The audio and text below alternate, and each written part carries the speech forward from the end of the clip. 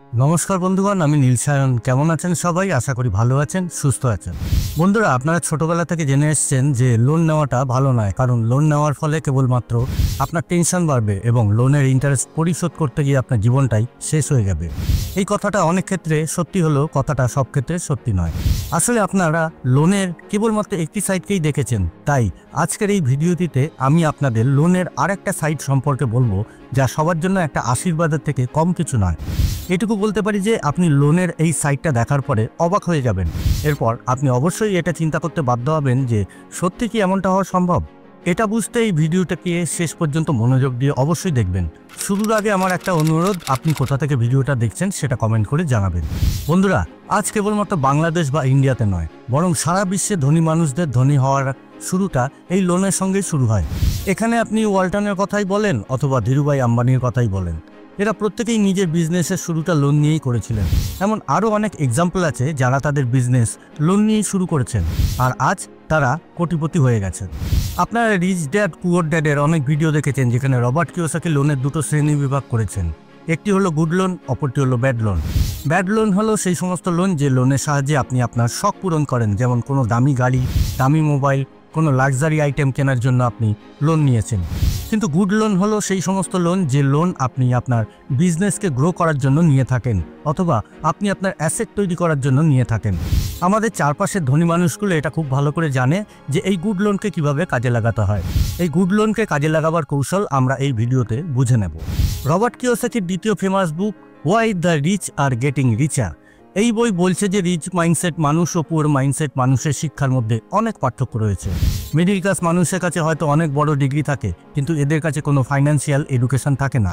অন্যদিকে একটি ধনী মানুষের কাছে কোনো ডিগ্রি থাক অথবা না থাক, এদের মধ্যে ফাইন্যান্সিয়াল নলেজ অবশ্যই থাকবে। এর কারণ হলো এদের পরিবার ছোট থেকে এদেরকে টাকাকে সঠিকভাবে ম্যানেজ করার কায়দাটা শেখায়, আর এটাই তাদের আরও বেশি ধনী হতে সাহায্য করে। এবার প্রশ্ন হলো, এমন কি আছে যা একটি মিডিল ক্লাস অথবা পুয়ার ক্লাসের মানুষ তাদের জীবনে শিখতে পারে না, যে কারণে তাদেরকে একটি সাধারণ জীবনে বেঁচে থাকতে হয়? তো চলুন সেটাই জেনে নেওয়া যাক। Number 1, taxes. আমরা এই কথাটা তো জানি যে আমাদের রোজগারের একটি বড় অংশ ট্যাক্স পেমেন্ট করতে গিয়ে চলে যায়, আর সেটা ডাইরেক্ট ট্যাক্স হোক অথবা ইনডাইরেক্ট ট্যাক্স।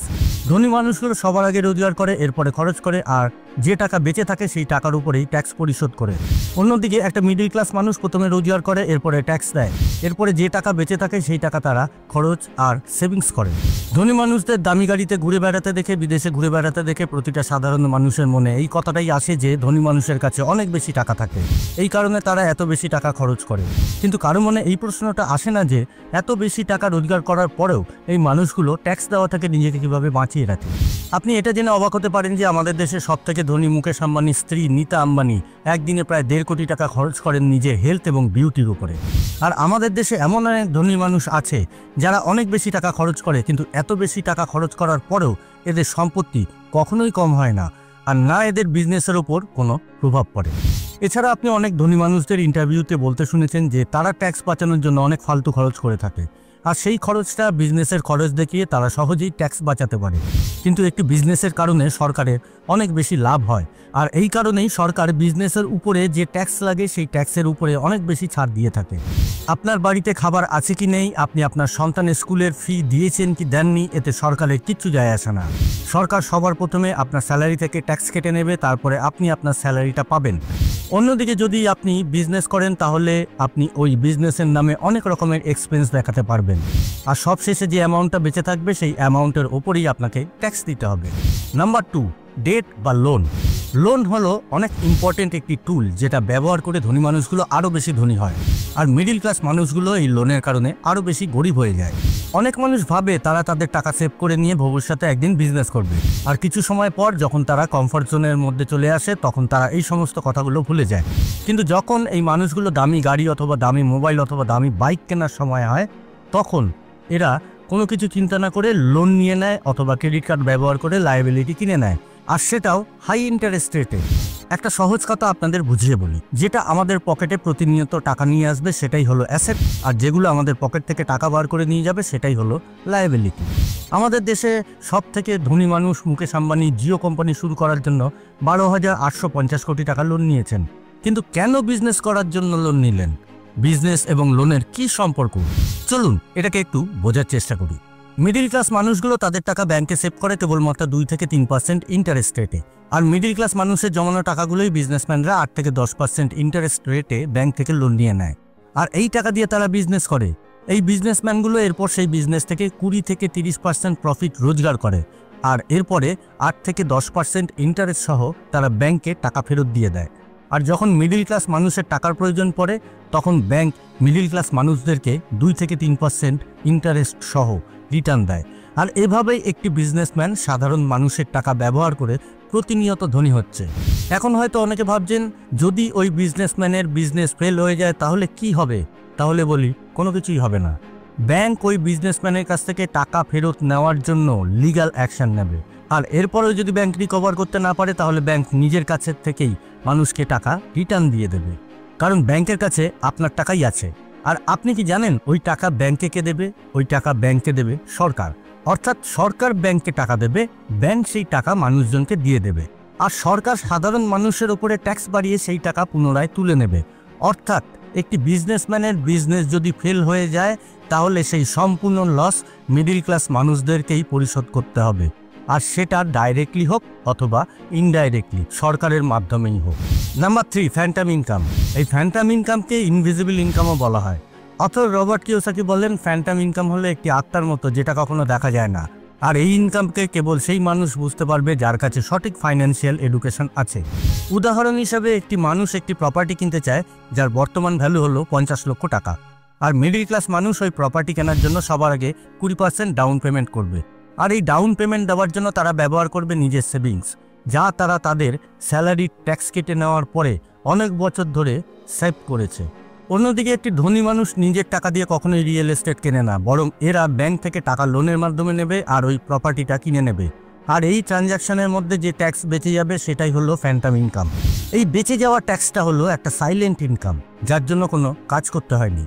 সোজাভাবে বললে ফ্যান্টাম ইনকামকে ব্যবহার করার জন্য অন্যের টাকাকে নিজের লাভের জন্য ব্যবহার করতে হয়। বড় থেকে বড় রিয়েল এস্টেট ইনভেস্টর অন্য মানুষের কাছ থেকে টাকা লোন নেয় আর সেই টাকা দিয়ে প্রপার্টি কিনে নেয় আর ওই প্রপার্টি থেকে রেন্টাল ইনকাম জেনারেট করে। আর এই ফ্যান্টাম ইনকামকে ব্যবহার করেই রবার্ট কিওসাকি বর্তমানে 8000 রেন্টাল প্রপার্টি তৈরি করে নিয়েছে। নাম্বার 4, আপনার টাকা কিভাবে কাজ করে। আপনি কত টাকা রোজগার করেন তাতে কিছু যায় আসে না। আপনি কতটা টাকা সেভ করেন আর আপনি আপনার ওই টাকা কোথায় খরচ করেন, কিভাবে আপনি আপনার টাকাকে ম্যানেজ করেন আর আপনি আপনার টাকা কিভাবে ইনভেস্ট করেন, এই সব কিছুই বেশি ইম্পর্টেন্ট। এটাকে একটি উদাহরণের সাহায্যে বলি। চায়ের সুট্টা বার কোম্পানির ওনার অনুভব দুবে আর 400টার বেশি আউটলেট খুলেছে আর 150 কোটি টাকার বেশি রেভিনিউ সেখান থেকে জেনারেট করছে। আর সেটাও কোনো রকমের ফান্ডিং ছাড়াই, কেবলমাত্র বুটস্ট্র্যাপিংয়ের মাধ্যমে।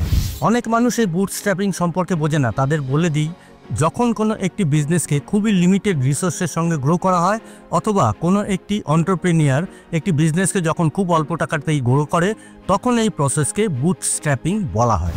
আর এটা কোনো রকেট সায়েন্স নয়।